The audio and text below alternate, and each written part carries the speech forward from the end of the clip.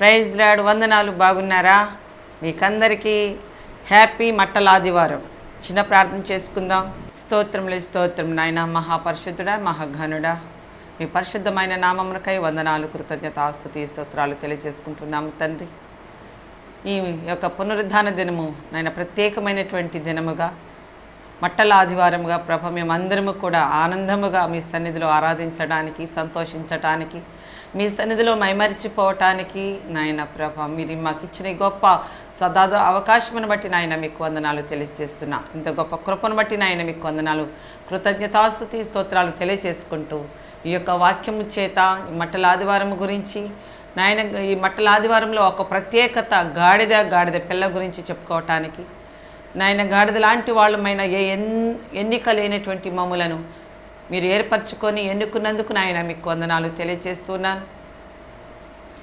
ఈ యొక్క మట్టల ఆదివారం పూటనైనా మీ బిడ్డలందరితో మాట్లాడటానికి సహాయం చేసి కృప చూపి, మీ బిడ్డలందరినీ కూడా ప్రభు ఈ మట్టల ఆదివారంలో నాయన మీరు ఎన్నుకున్నట్లుగా నాయన ఈ వాక్యము విన్న బిడ్డలందరూ మీకు అర్పించుకోవడానికి వాళ్ళ హృదయాలను, ప్రాణాత్మ దేహాలను అర్పించుకునే విధంగా మీరు ఏర్పరచుకొని ఉపయోగించుకునే వారిగా మేమందరము నాయన మీకు అప్పగించుకునే కృపను దయచేయమని, మీ చిత్తానికే మా జీవితాలను సమర్పించుకొని గాడిద వలె ప్రభా మేము నాయన ప్రభా ఘనతను పొందుకునే యేసయ్య మీ నామములో ఘనతను పొందుకునే కృపను దయచేయమని, పరలోకముల స్థానమును సంపాదించుకునే కృపను మాకు దయచేయమని నజరుడికి యేసుక్రీస్తు నామంలో అడిగి ప్రార్థించి వేడుకుంటున్నాను పరలోకమందున మా తండ్రి. ఆమేన్. Praise the lord.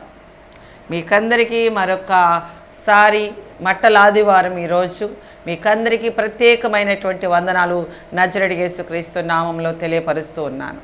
మట్టల ఆదివారం గురించి మన ఒక ప్రత్యేకత ఈరోజు ఎంతో ఆనందంగా చిన్నపిల్లలు, యవనస్తులు, పెద్దవాళ్ళు, వృద్ధులు అందరూ ఈత మట్టలు పట్టుకొని, అదే యెరూషలేములో అయితే ఖర్జూరపు మట్టలు పట్టుకొని సర్వోన్నతమైన స్థలములలో నివసించి దావీదు కుమారునికి జయము, ప్రభు పేరట వచ్చువాడికి జయము అని కేకలు వేస్తూ ఆనాడు యెరూషలేములో ఇశ్రాయేలు ప్రజలు అనగా యూదులు యేసయ్యను స్తుతించారు, యేసయ్యను మహిమపరిచారు. ఆయనే దేవుని కుమారుడు, పరలోకములో తండ్రి దగ్గర నుంచి పంపించబడినవాడు అని యేసయ్యను హోసన్నా హోసన్నా అని మహిమపరుస్తూ ఆ యొక్క యెరూషలేము వీధులన్నీ తిప్పారండి, ఆయన్ని ఊరేగించారండి గాడిద పిల్ల మీద. హల్లెలూయా.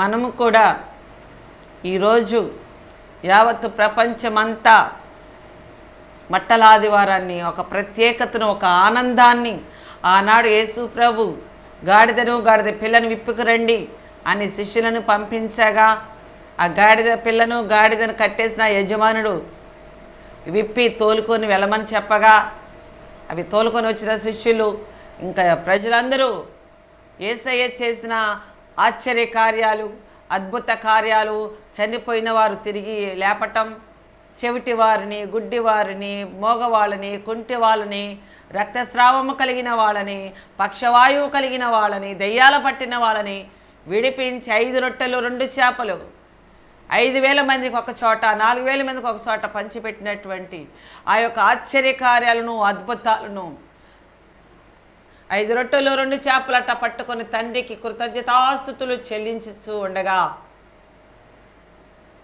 ఆ యొక్క 5 రొట్టెలు 2 చేపలు 5,000 మందికి సరిపడ్డగా ఆశీర్వదించబడి ఉండటం, ఆ యొక్క ఆశ్చర్య కార్యాలను చూసి ఈయన నిజముగా దేవుని కుమారుడే అయితేనే ఈ విధమైన ఆశ్చర్య కార్యాలు చేస్తారు అని నమ్మి విశ్వసించి గాడిద పిల్ల మీద ఊరేగించారు. యేసయ్య కోరుకున్నాడు అట్ట. యేసయ్య చెప్పగా శిష్యులు చేశారన్నమాట. యేసయ్య కోరుకొని చేయించుకున్నారు ఈ యొక్క గాడిద మీద ఊరేగటం. ఆమేన్. హల్లెలూయా. మరి ఈరోజు మన ఊరిలో, మన వీధిలో, మన ఇళ్ల మధ్యలో ఉన్న చర్చిలో పిల్లలు, విశ్వాసులు, పెద్దలు, వృద్ధులు అందరూ ఈత మట్టలు పట్టుకొని ప్రభు పేరిట వచ్చువాడు స్తుతించబడునుగాక, దావీదు కుమారునికి జయము జయము, సర్వోన్నతమైన స్థలంలో ఉన్న దావీదు కుమారుడికి జయము జయమని హోసన్నా హోసన్నా హోసన్నా అనగా హల్లెలూయా హల్లెలూయా హల్లెలూయా అని యేసయ్యను మహిమపరుస్తూ ఉన్నటువంటి ఆ 2025 సంవత్సరాల క్రితం జరిగినటువంటి ఆ యొక్క మట్టల ఆదివారమును ఈ యొక్క 2025 సంవత్సరాలు అయిపోయింది. ఇదిగో 2026వ సంవత్సరంలో మార్చి 29 అనగా మట్టల ఆదివారం ఒక ప్రత్యేకతలోనికి మనము ఆనాడు జరిగిన విషయాలన్నీ ఈ వాక్యము ద్వారా పరిశుద్ధాత్మదేవుడు మనకందరికి మరొకసారి జ్ఞాపకం చేస్తూ ఉన్నందుకు యేసునామమునికే మహిమ కలుగునుగాక. Hosanna hosanna hosanna. Amen. Hallelujah. వాక్యంలోకి వెళదాం. మత్తయి రాసిన సువార్త 21వ అధ్యాయం చదువుకుందాం. మనం చదువుతున్నాను, జాగ్రత్తగా వినండి. ఈ మట్టల ఆదివారం తరువాత యెరూషలేమునకు సమీపించి ఒలివ చెట్ల కొండ దగ్గర ఉన్న బెత్సేగేకు వచ్చినప్పుడు యేసు తన శిష్యులలో 2 చూచి, మీ ఎదుటనున్న గ్రామమునకు వెళ్ళుడి. వెళ్ళగానే కట్టబడి ఉన్న ఒక గాడిదయు దానితోనున్న ఒక గాడిద పిల్లయు మీకు కనబడును. వాటిని విప్పి నా యొద్దకు తోలుకొని రండి. ఎవడైనను మీతో ఏమైనను అనిన ఎడల అవి ప్రభువునకు కావలసి ఉన్నవి అని చెప్పవలెను. వెంటనే అతడు వాటిని తోలిపెట్టునని చెప్పి వారిని పంపెను. ప్రవక్త వలన చెప్పబడినది నెరవేరునట్లు ఇది జరిగెను.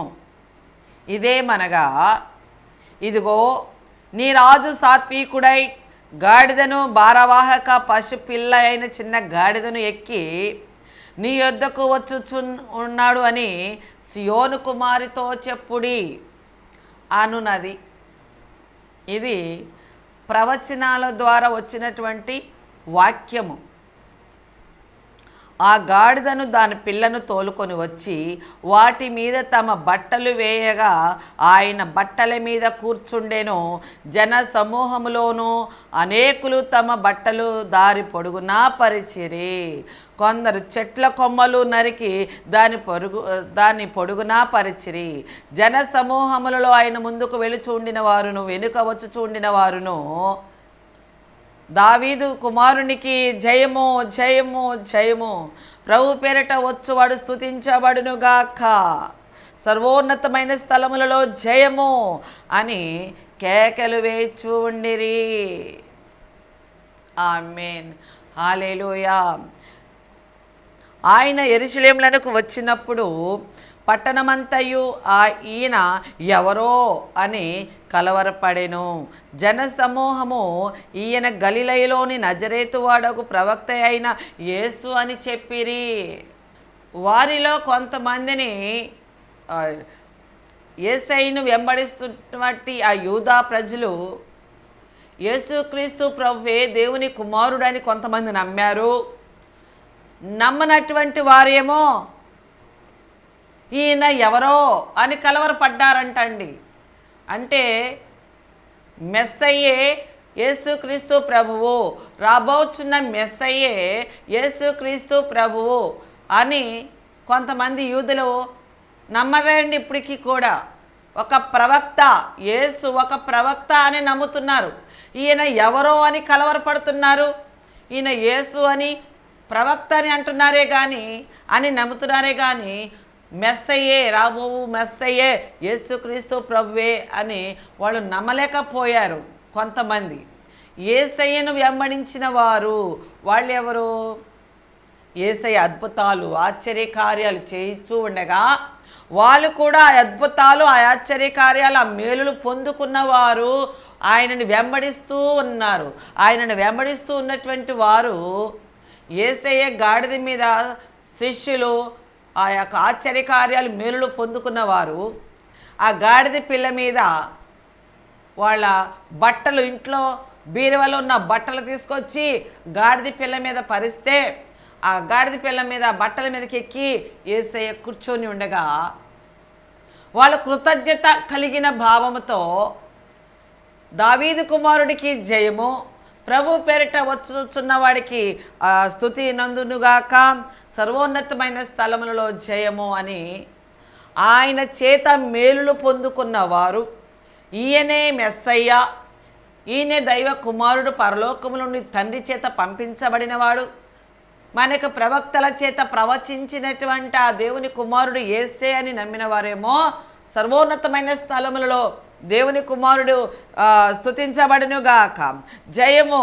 దావీదు కుమారుడికి జయమని ఇక్కడి ప్రజలు దేవుని ఎరిగిన వారు ఆయనని స్తుతిస్తున్నారు. ఎరగని వారు ఆ వీధుల్లో గుండా వెళుతూ ఉంటే, ఆయనను వెంబడించిన వారు ఆయనతో పాటు వెళుతూ ఉంటే, ఆయనని ఎరగని వారు ఇళ్లలో నుంచి బయటకు వచ్చి ఆ అరుగుల మీద గుమ్మాల మీద ఉండి, ఈయన ఎవరో, ఈయన యేసు అనే ప్రవక్త కదూ, ఈయన ఎవరో ఇంతగా ఘనపరుస్తూ ఇంతగా మహిమపరుస్తూ గాడిద మీదకి ఎక్కించి ఈత మట్టలు పట్టుకొని గాడిద నడుస్తూ ఉంటే, గాడిద కింద గాడిద మీద ఏసై కూర్చుంటే గాడిద నడుస్తూ ఉంటే, ఏసైను గాడిద మోస్తూ నడుస్తూ ఉంటే, ఆ గాడిది నడుస్తూ ఉంటే బట్టలు పరుస్తున్నారే, వాళ్ళ వాడుకునే చక్కటి కొత్త కొత్త బట్టలు పొట్టు వస్త్రాలు పరుస్తున్నారే, వీళ్ళందరూ ఈత మట్టలకు పట్టుకొని చక్కగా పాటలు పాడుతూ ఆయనను వెంబడిస్తున్నారే, అబ్బో ఈయన ఎవరో అని కలవరపడ్డారంట, ఆశ్చర్యంగా ఉన్నారంట. ఈయన ప్రవక్త కదా, ఈయన యేసు అనే ప్రవక్త కదా, ఈయన ఎందుకు ఇంతగా మహిమపరుస్తున్నారు, ఇంతగా గొప్ప చేస్తున్నారు, ఇంతగా హెచ్చిస్తున్నారని కొంతమంది ఎరగనటువంటి వారు ఇళ్లల్లో నుంచి అప్పుడే ఆ వీధిలోకి కొత్తగా వస్తున్నట్టు కలవరపడుతున్నారంట. ఈయన ప్రవక్త కదా, ఈయన ఎందుకు ఇంతగా హెచ్చిస్తూ గనపరుస్తున్నారు వీళ్ళందరూ అనుకుంటున్నారంట. వీళ్ళు అక్కడే రెండు గుంపులు కలిగిన వాళ్ళు ఉన్నారు. కొంతమంది యేసయ్యను ఎరిగిన వారు ఉన్నారు, కొంతమంది యేసయ్యను ఎరగని వారు ఉన్నారు. ఎరగని వారేమో కలవరపడుతున్నారు, ఒక ప్రవక్తను పట్టుకొని ఇంతగా చేయాలన్నట్టుగా వాళ్ళు చూస్తున్నారు. యేసయ్య దైవ కుమారుడని ఎరిగిన ప్రజలు దేవుని దావీదు కుమారుడికి జయము, ప్రభు పేరిట వచ్చువాడు స్తుతించబడునుగాక, సర్వోన్నతమైన స్థలములలో ఆయనకు జయమని కేకలు వేస్తూ ఆయన వీధులన్నీ ఊరేగిస్తూ పాటలు పాడుతూ ఆయన్ని గొర్రె పిల్ల మీద ఎక్కించుకొని ఆ దేవాలయంలోనికి వచ్చారన్నమాట. ఆయన యెరూషలేములోనికి వచ్చినప్పుడు పట్టణమంతయు ఈయన ఎవరో, యేసు దేవాలయంలో ప్రవేశించి క్రయ విక్రయములు చేయించు ఉన్న వారందరిని వెళ్ళగొట్టి ఊరేగుతూ యెరూషలేము దేవాలయంలోనికి వెళ్ళారు. ఆమేన్, హల్లెలూయా. ఇక్కడ మన పాఠ్యాంశం ఏమిటంటే గాడిద పిల్ల. హల్లెలూయా. శిష్యులతో ఏమని చెప్తున్నారు యేసయ్య?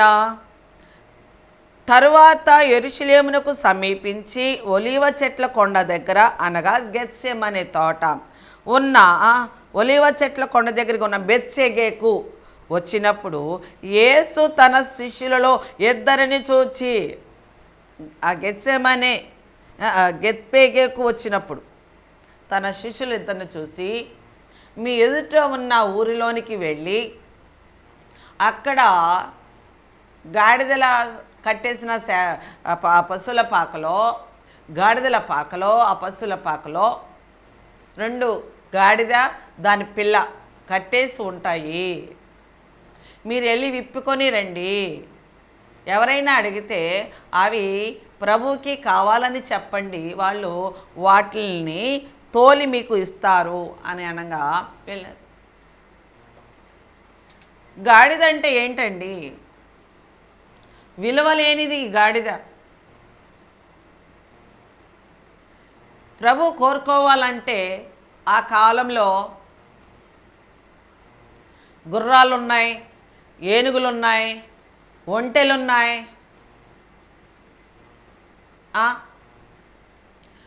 రథాలున్నాయి, ఏవైనా ఎక్కి రావచ్చు. అసలు యేసయ్య ఆయన సింహాసనం ఏంటి, పరలోకంలో తండ్రిలో ఏకమై ఆ యొక్క పరలోకమందు సింహాసనం మీద ఆసీనుడై దేవదూతలతో 24 పెద్దలతో కెరూబు సెరాపులతో పరిశుద్ధుడు పరిశుద్ధుడు పరిశుద్ధుడు అని దేవదూతల ప్రతి గానాలతో మహిమపరచబడుచున్న ఆ యేసయ్య, ఆ యెహోవా తండ్రి నీ కొరకు నా కొరకు ప్రియ క్రైస్తవ్య సంగమా మన పాప భారములను మోయటానికి భూమి మీదకి వచ్చిన గొర్రెపిల్ల, లోక పాప భారములను మోసుకొని పోవు దేవుని గొర్రెపిల్ల. ఆ గొర్రెపిల్ల అంటే తను తగ్గించుకొని ఈ లోకానికి వచ్చాడు అని అర్థం. గొర్రెపిల్ల అంటే తను తగ్గి, ఆయన ఎవరండి? యూదా గోత్రపు సింహం.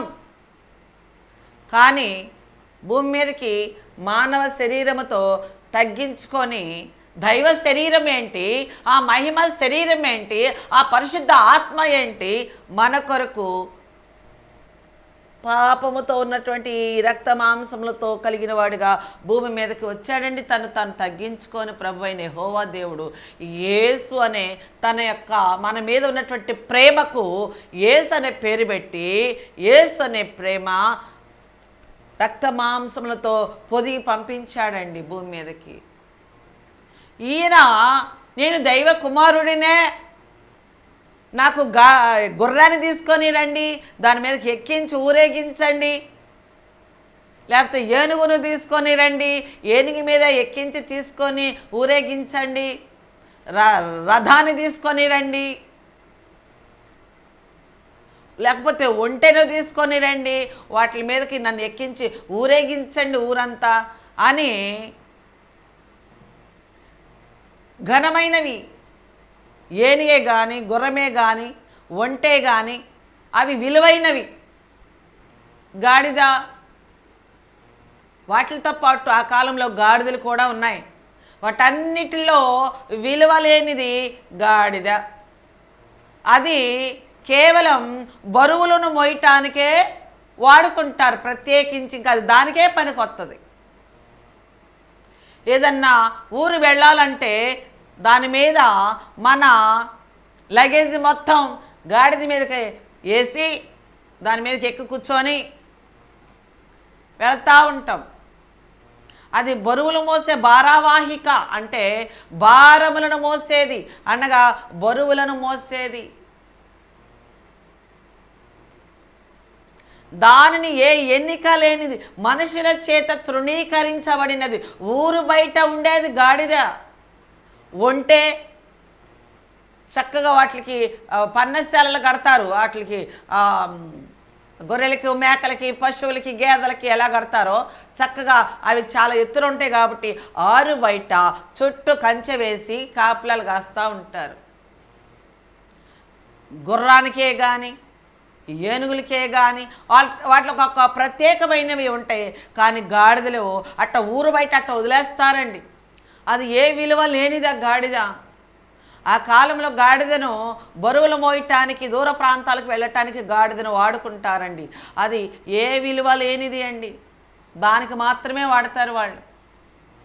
ఏ విలువ లేని దానిని ఎన్నుకున్నాడండి ప్రభు, దానిని ఏర్పరచుకున్నాడు ప్రభు ఎక్కి కూర్చోవడానికి.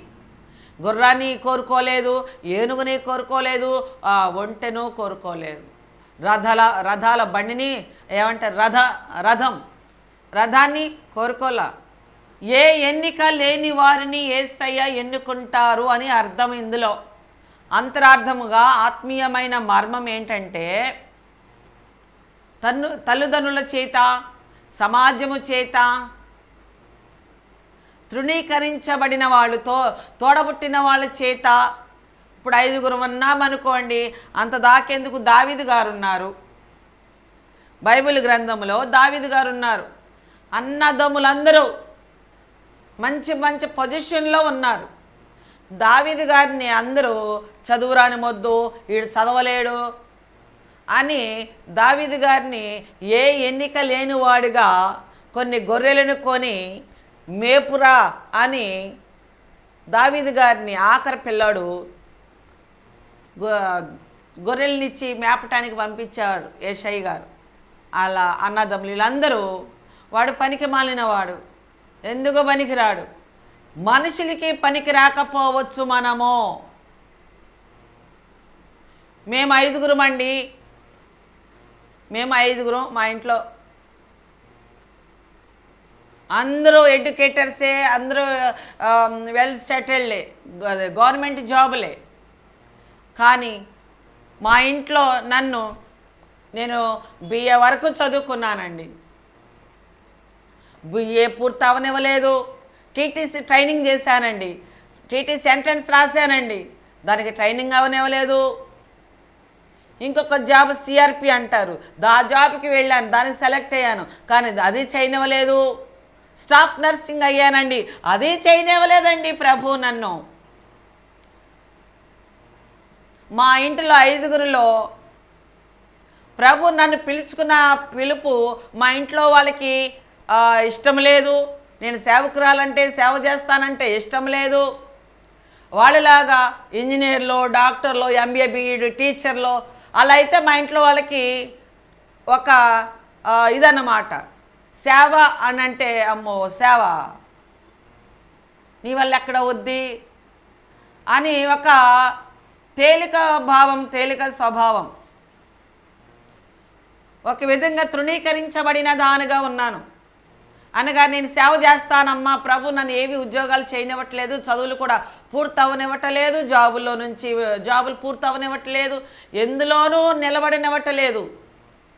ఎందుకనంటే మన నాన్న అమ్మ మన మీద కలిగిన ప్రణాళిక వేరు, ప్రభు యొక్క ప్రణాళిక వేరు నా మీద. వాళ్ళందరేమో ఉద్యోగాలు చేస్తున్నారు, ప్రభు నన్నేమో సేవకురాలిగా పిలుచుకున్నారు. అలాగే దావీదు గారి ఇంటిలో కూడా అందరూ ఆర్మీ పోలీసులే. యెరూషలేములో అందరూ ఆర్మీకి వెళ్ళాల్సిందేనండి. సరిహద్దుల్లో ఆర్మీ పోలీసులుగా, జవాన్లుగా యెరూషలేములో ఇంట్లో ఎంతమంది ఉంటే అంతమంది వెళ్ళిపోవాల్సిందే. అట్ట దావీదు గారి యొక్క అన్నదమ్ములు అందరూ వెళ్ళిపోయారు. దావీదు గారు ఒక్కడే మిగిలాడు. అతనికి చదువు లేదు, ఏమీ లేదు ఆయనకి. ఆయన్ని ఆర్మీకి తీసుకోవాలా, ఆయనకి ఏమీ లేదండి జాబు. అతను ఆ ఇంట్లో తృణీకరించబడిన వాడిగా ఉన్నాడు. ఇది వీడేందుకు పనికిరాడు, చదువు లేదు, సంధ్య లేదు అని దావీదు గారిని అడవికి కొన్ని గొర్రెలను కొని వాళ్ళ నాన్నగారు గొర్రెలు మేపుకో అన్నాడు. అతన్ని ఎన్నుకున్నాడండి మన ప్రభు అయిన యెహోవా దేవుడు. ఆ కాలంలో తృణీకరించబడిన వారిని ప్రభువు ఎన్నుకుంటారండి. ప్రభువు ఎన్నుకున్నటువంటి వారు లోకానికి ఏ విధంగా కనపడతారంటే తృణీకరించబడిన వారిగా, ఏ విలువ లేని వారిగా, వీడు ఎందుకు పనికిరాడు, ఈమె ఎందుకు పనికిరాదు అనే నిందలు వస్తాయి, అవమానాలు వస్తాయి, తృణీకరించబడతారండి. వాళ్ళనే ప్రభువు ఎన్నుకుంటారు. ఆమేన్, హల్లెలూయా. ఎన్నుకున్నాడండి. గాడిద పిల్లని ఎన్నుకున్నాడండి. వాటిని ఎన్నుకున్నాడండి. ప్రభు అయిన శూన్యంలో భూమిని వేలాడదీసిన దేవుడు గాడిదని ఎన్నుకున్నట్టు ప్రియ క్రైస్తవ్య సంఘమా, మీలో ప్రభు మీ మీద దృష్టి పెడితే మిమ్మల్ని ఏర్పరచుకుంటాడు, మిమ్మల్ని ఎన్నుకుంటాడు. ఇదిగో మిమ్మల్ని సువార్తను ప్రకటించడానికి వాడుకుంటారండి. మీలో నివసిస్తారండి క్రీస్తు. యేసయ్య చేత ఎన్నుకోబడిన వారు. ఆ గాడిద పిల్ల ఎన్నుకోబడింది ఆ కాలంలో. ఈ కాలంలో నిన్ను నన్ను ప్రభువు ఏర్పరచుకుంటున్నాడు, ఎన్నుకుంటున్నాడు. ప్రభు చేతికి మనము అందినట్లయితే ప్రభు మనలో నివసించి మనల్ని వాడుకుంటారు. ఆయన వాడుకోవటం వలన, ఆయన నామంలో మనల్ని ఆ యేసయ్యని మోయటం వలన, గాడిద యేసయ్యను మోసింది, గాడిదకు విలువ వచ్చిందండి, గాడిదకు ఘనత వచ్చిందండి. అంతకుముందు గాడిద పిల్లను ఎవరైనా పట్టించుకున్న వాళ్ళు ఉన్నారా? గాడిద నడుస్తూ వస్తుంటే దూరంగా నడుస్తూ ఉంటారు, అది ఎక్కడ కాలు ఎగురు తన్నుద్దు అన్నట్టు. అది అరిస్తే చెవులు మూసుకుంటారు. మామూలుగా గాడిద నడుస్తూ ఉంటే ఈత బట్టలు పట్టుకొని దాని వెనకాల నడుస్తూ ఉంటారండి, దానికి బట్టలు పరుస్తూ ఉంటారండి, దారి పొరుగవుతున్నా అస్సలు పట్టించుకోరండి గాడిదను. కానీ ఆ గాడిదనే యేసయ్య ఎన్నుకున్నాడు. ఆ గాడిద నాకు కావాలి అన్నాడు. ఇప్పుడు ఈ సమయంలో నిన్ను కావాలనుకుంటున్నాడు నా ప్రియ క్రైస్తవ సంఘమా. యేసయ్య చేతి దగ్గరికి వస్తావా? యేసయ్య నిన్ను ఏర్పరచుకున్నాడు. బాధపడుతున్నావా? ఇంటిలో ఉద్యోగం లేక, సమాజంలో విలువ లేక, భర్త దగ్గర విలువ లేక, భార్య దగ్గర విలువ లేక, నేనేంటి, నా జీవితం ఏంటి, నా పరిస్థితి ఏంటి, ఎలాగైపోతుంది అని చింతించుచున్నావా నా ప్రియ కుమార్తె, నా ప్రియ కుమారుడా? ప్రభు నిన్ను ఎన్నుకుంటున్నాడేమో ఒకసారి గమనించు. నువ్వు ప్రభు ఎన్నుకోబడిన వాడు అయితే ఫిజికల్గా ఏ ఉద్యోగాలు చేయలేవు. వచ్చినవి ఆగిపోవటమా, వెళ్తే మళ్ళీ వెనక్కి వచ్చేయడమా, 1 నెల 2 నెలలు మళ్ళీ వెనక్కి వచ్చేసేయడమా, ఇవంతా కూడా అయోమయం గందరగోళంగా ఉంటుంది గాడిదలాగా. అంటే ఏంటి? ప్రభు నిన్ను ఎన్నుకుంటున్నాడని మీరు అర్థం చేసుకోవాలి. అప్పుడు మనం గమనించి ప్రార్థన చేసుకోవాలి. అయ్యా, నేను ఇంత చదువుకున్నానే, నా చదువు తగ్గట్టు ఉద్యోగము ఎన్ని ఇంటర్వ్యూలకు వెళ్ళినా రావట్లేదు, సెలెక్ట్ అవ్వట్లేదు. నా వెనకాల వచ్చిన వాళ్ళు సెలెక్ట్ అవుతున్నారు, నా తర్వాత వచ్చిన వాళ్ళు సెలెక్ట్ అవుతున్నారు, నా ముందున్న వాళ్ళు సెలెక్ట్ అవుతున్నారు. నేను ఎందుకు సెలెక్ట్ అవ్వట్లేదు? అసలు నా పట్ల మీ ఉద్దేశం ఏమిటయ్యా? ఏరా, నీ వెనకాల వెళ్ళిన వాళ్ళకి ఇంటర్వ్యూలో సెలెక్ట్ అయ్యాడు, ఉద్యోగం వచ్చింది, ఇన్నిసార్లు వెళుతున్నావు, డిఎస్సి రాశావు, నీకెందుకని రావట్లేదు అని నాన్న అంటాడు, అమ్మ అంటారు, స్నేహితులు అంటారు, బంధువులు అంటారు, తృణీకరిస్తూ ఉంటారు, మాట్లాడటం తక్కువ చేస్తుంటారు, ఇక పొడిగా మాట్లాడుతూ ఉంటాడు. ఇక నీ మనసు మాత్రం కలిసి వేస్తూ ఉంటుంది, దుఃఖపడిపోతూ ఉంటావు, దిగులు పడతావు, చింతిస్తావు. కానీ ఎప్పుడైనా ప్రార్థన చేశావా? అయ్యా, ఇంత చదువుకున్నానే, నా పరిస్థితి ఏంటి, ఎలాగవుతుంది, అసలు నా పట్ల మీ ఉద్దేశం ఏమిటి? నా ఉద్దేశం వేరు, నేను ఆ జాబు ఈ జాబు చేయాలనుకుంటున్నాను, మా అమ్మ నాన్న ఆ జాబు ఈ జాబు చేయాలని అంటున్నారు, దేనికి వెళ్ళినా నేను సెలెక్ట్ అవ్వట్లేదు, వెనకాల ఇంటికి వస్తున్నాను, అందరూ నన్ను ఈ విధంగా చూస్తున్నారు, అసలు నా పట్ల మీ ఉద్దేశం ఏమిటయ్యా అని ఏనాడైనా మోకరిల్లి ప్రార్థన చేసావా నా ప్రియ కుమారుడా, నా ప్రియ కుమార్తె? ప్రియ క్రైస్తవ సంఘమా, గమనించండి. గాడిదను ఎన్నుకున్నట్లుగా మిమ్మల్ని ప్రభు ఎన్నుకున్నప్పుడు మీ జీవితాలను ప్రభు చేతికి అప్పగించండి. ప్రభువు మిమ్మల్ని ఎన్నుకుంటారు, మిమ్మల్ని ఆయన చేతుల్లో చెక్కుకొని వాడుకుంటారు. సువార్త పత్రికలుగా మిమ్మల్ని ఆయన నామములో ఘనపరుస్తాడు. ఆయన్ని మీరు మొయ్యండి, మిమ్మల్ని యేసయ్య ఘనపరుస్తాడు, మంచి జీవితాన్ని ఇస్తారు. యేసునామమునకు మహిమ కలుగును గాక. భూమి మీద మంచి జీవితం, ఆశీర్వాదకరమైన జీవితం ఇస్తారు, పరలోకంలో కూడా మంచి బలాదాసుడా అని జీవ కిరీటాన్ని మీకు పెట్టి మంచి ఒక క్రొత్త పేరుతో మిమ్మల్ని తండ్రి చేతికి అప్పగిస్తాడు. అప్పుడు మనము పరవశించిపోతాం. ఇందుకోసమా ఇన్ని శ్రమలు పడింది, ఇందుకోసమా ఇంత తృణీకరించబడింది, ఇంత అవమానము పాలయ్యాము, ఇందుకోసమని అప్పుడు మనము ఆనందము ప్రభుని ఘనపరుస్తూ ఉంటాం. నిత్యం యేసునామమునకు మహిమ కలుగును గాక. ఈ విధంగా మనము ప్రభు చేతికి అప్పగించుకొని, ప్రభువా నన్ను ఏర్పరచుకోండి అయ్యా, నన్ను ఎన్నుకోండి అయ్యా, అయ్యా నన్ను వాడుకోండి అయ్యా అని మనం యేసయ్య చెంతకు, యేసయ్యకు మనం అప్పగించుకున్నట్లయితే అది ఒక గాడిదను కోరుకున్నట్లుగా నిన్ను కోరుకొని నీలో యేసయ్య జీవించి ఆయన సత్య సువార్తను లోకానికి ప్రకటించి ప్రజలను పరలోకానికి తీసుకుని వచ్చే ఒక కాపరిగా నిన్ను వాడుకుంటారు. యేసునామమునకు మహిమ కలుగునుగాక. ఈ యొక్క మట్టల ఆదివారమును బట్టి యేసునామమునకు మహిమ కలుగునుగాక. ఆమేన్. ప్రార్థన చేసుకుందాం.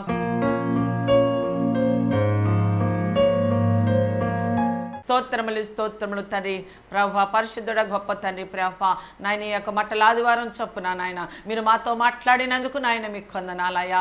మమ్మల్ని కూడా ప్రభ గాడిదను ఎన్నుకున్నట్లుగా అయ్యా మమ్మల్ని ఎన్నుకొని ప్రభా నాయన మీ నామను మహిమను తెచ్చుకోమని, మీ సత్య సువార్తలో ప్రకటించే విధంగా నాయన ప్రభ మేము మిమ్మల్ని ధరించుకొని మీ కాడిని భారాన్ని మోస్తూ మేము ముందుకు వెళ్ళినట్లుగా ఈ వాక్యం చేత మేము బలపరచబడినట్లుగా సహాయం చేసి కృప చూపమని నజరేయుడైన యేసుక్రీస్తు నామములో ప్రార్థించి వేడుకుంటున్నాను పరలోకమందున్న మా తండ్రి.